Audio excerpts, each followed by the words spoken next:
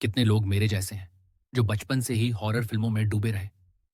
बार बार classic serial killer और डरावनी फिल्में देखने के अलावा बचपन में मैं तो भूत पकड़ने के ख्याल में लगभग पागल सा था। हमेशा अजीब अजीब कोनों में घुस जाता और खुद को मुसीबत में डाल लेता। किशोरावस्था तक भी यह सिलसिला चलता रहा, लेकिन बार बार तलाश करने के बाद भी कुछ न मिलने पर धीरे धीरे निराशा होने लगी। जब मुझे अपना मोबाइल मिला तो मैंने एक वीडियो अकाउंट खोल लिया जहां मैं अजीब और रहस्यमयी कहानियां शेयर करने लगा। लेकिन सच कहूं तो वो सारी कहानियां झूठी थीं। वक्त के साथ वो मुझे भी बोर करने लगी और मैंने पूरी तरह अलौकिक चीजों पर भरोसा करना छोड़ दिया। फिर वो दिन आया जिसकी मुझे बिल्कुल उम्मीद नहीं थी। मैंने सच में उन चीजों का सामना कर लिया। सब कुछ एक पुराने सिनेमा घर से शुरू हुआ। वो जगह बहुत समय से पुरानी और बेकार हो चुकी थी। फिर भी हैरानी की बात यह थी कि वो अभी भी चल रही थी। असल में वो एक मेंबरशिप वाला छोटा सा क्लब था जहां कभी कभार फिल्में दिखाई जाती थी। मेरी नजर उस पर इसलिए पड़ी क्योंकि मैंने इंटरनेट पर कुछ वीडियो देखे थे। कुर्सियां अपने आप हिलती थीं, मेजें खुद गिर जाती थीं, दरवाजों के चौखट जोर से टकराते थे। हालांकि साफ दिखता था कि सब सेटअप है, लेकिन वीडियो वायरल हो चुके थे। जिज्ञासा के कारण मैं खुद वहां जाकर देखने का फैसला कर बैठा। मैंने कुछ अंदरूनी लोगों से पूछताछ की। उनकी प्रतिक्रियाएं मुझे अजीब लगी। मैं जानता था कि ये सब नकली है, लेकिन वहां के कर्मचारी और इंटरव्यू देने वाले लोग इसे पूरी तरह सच मानते थे। मुझे लगा शायद ये सब एक सोची समझी चाल है, क्योंकि झूठ को सच बनाने का सबसे अच्छा तरीका यही होता है कि ज्यादा से ज्यादा लोग उस पर यकीन कर लें। वो जगह आम लोगों के लिए खुली नहीं थी, इसलिए जानकारी भी सीमित थी।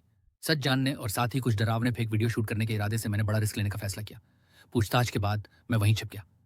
रात होने का इंतजार किया।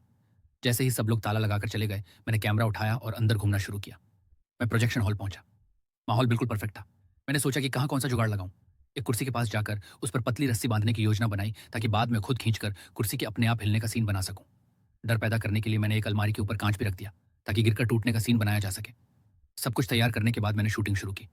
मैं नकली डर का अभिनय करने ही वाला था कि सच में डर गया, क्योंकि वो कुर्सी अपने आप हिलने लगी थी। मैंने अभी रस्सी खींची भी नहीं थी। पहले तो लगा ये बस संयोग है। मैंने रिकॉर्डिंग रोककर कुर्सी से बंधी रस्सी चेक की। वो बिल्कुल सही थी। मैं दूसरी जगह जाकर शूट करने ही वाला था कि अचानक कहीं से जोरदार धमाका हुआ। इतना तेज कि कैमरा मेरे हाथ से गिर गया। पास का दरवाजा जोर से बंद हुआ और पूरी सिनेमा हॉल में आवाज गूंज उठी। वो कोई संयोग नहीं हो सकता था। फिर भी मैंने सोचा कि शायद किसी ने मुझे देख लिया है और डराने की कोशिश कर रहा है, लेकिन इंसान का डर भी जान ले सकता है। मैंने शूट छोड़ दिया और बाहर निकलने लगा। तभी याद आया कि कैमरा अंदर छूट गया है। मैं वापस प्रोजेक्शन हॉल गया। उसी पल मुझे एहसास हुआ कि अब तक जो कुछ भी हुआ था वो कोई मजाक नहीं था।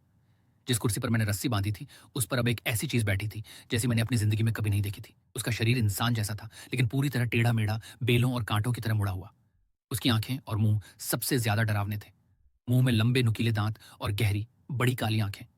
मैं धीरे धीरे पीछे हटने लगा। समझ नहीं आ रहा था कि सामने क्या है। तभी दरवाजा जोर से बंद हो गया। मैंने सिर उठाया तो वो प्राणी गायब था, लेकिन सारी कुर्सियां मेरी तरफ घूम चुकी थी। मैं सन्न खड़ा था। दिल तेजी से धड़क रहा था। अचानक कुर्सियां धीरे धीरे मेरी ओर सरकने लगी। चारों तरफ के दरवाजे जोर जोर से खुलने और बंद होने लगे। डर के मारे मैं जमीन पर गिर पड़ा। सिर उठाया तो वही प्राणी फिर मेरे सामने खड़ा था। वो मुंह फैलाकर आंखें फाड़कर बस मुझे घूर रहा था। मैं पूरी तरह जकड़ गया।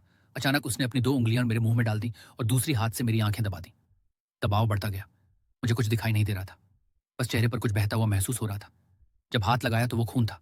कानों में उसकी हंसी गूंज रही थी। वो मुझे तुरंत मार नहीं रहा था, जैसे वो हर पल की पीड़ा का मजा ले रहा हो। जब होश आया, मैं सिनेमा घर से कुछ गलियां दूर एक गली में पड़ा था। घड़ी देखी, रात के 8 बजे। यह असंभव लग रहा था, क्योंकि मैं वहां कई घंटे पहले पहुंचा था। मैं जवाब पाने के लिए वापस सिनेमा घर गया।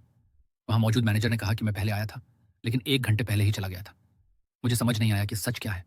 क्या मैं ही नहीं रहा, या मेरी जिंदगी से कुछ घंटे गायब हो गए। उस दिन के बाद से मेरी ठुड्डी में लगातार दर्द रहने लगा। आंखों में जलन होती रहती। कभी कभी मुंह में मिट्टी के कण मिलते। अजीब काले साए दिखने लगे। सबसे डरावनी बात यह है कि 2 साल बीत जाने के बाद भी ये सब नहीं रुका। मुझे लगता है कि जिंदा बच जाना मेरी किस्मत थी। शायद उस चीज का मुझे मारने का इरादा नहीं था। वो सिर्फ चेतावनी देना चाहती थी। अब मैं कभी भी उन चीजों को खुद बुलाने की कोशिश नहीं करूंगा, लेकिन डर इस बात का है कि किसी दिन वो चीजें खुद मुझे ढूंढने आ जाएंगी। दोस्तों, आप वीडियो देखते हैं बट लाइक कमेंट नहीं करते। आपके एक लाइक और कमेंट से मुझे मोटिवेशन मिलता है, तो लाइक और कमेंट जरूर करें। और हाँ, सब्सक्राइब भी कर दो यार।